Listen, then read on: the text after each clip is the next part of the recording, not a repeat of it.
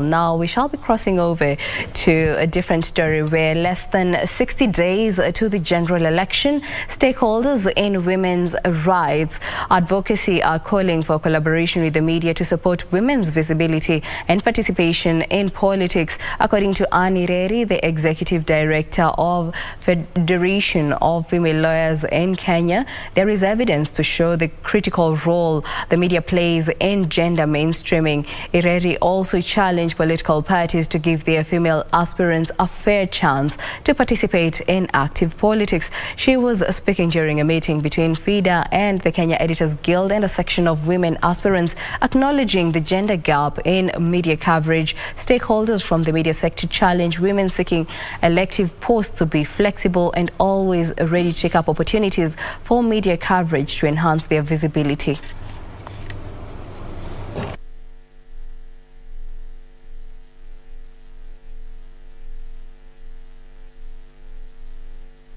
We had what is now introduced, the consensus building, which really is not consensus. I know it was a lot of you sitting across 14 men and telling you, you'd better accept this thing. You go independent, tutahakikisha tumefanya nini? Tumekuangusha. We know that's what happened.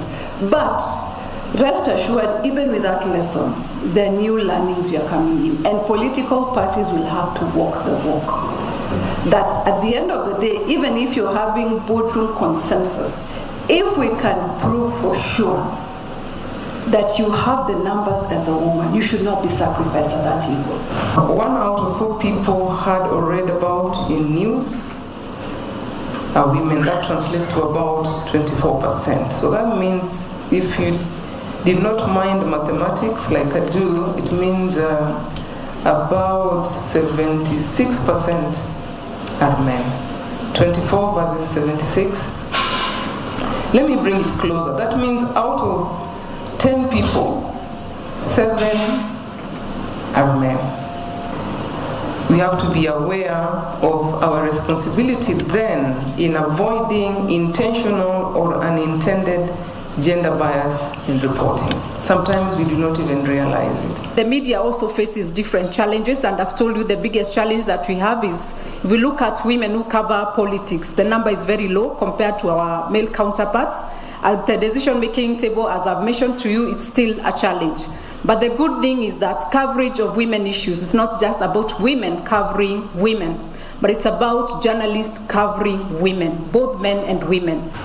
I'm glad that a lot of our mainstream media have started what they call gender desks. That is something positive because it seeks to reach out to women voices and to give them space.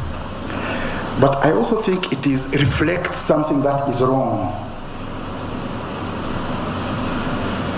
Because we are finding that these issues which the gender editor is handling are normally hidden inside the newspaper, inside an insert or a pull-out, somewhere in the middle pages. Yes, it may have a lot of space,